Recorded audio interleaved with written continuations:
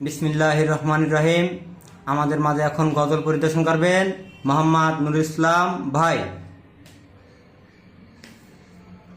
কবর যেদিন ডাকবে আমায় সকাল সন্ধ্যা বেলা, মাগরিবেতে ডুবে যাবে গো।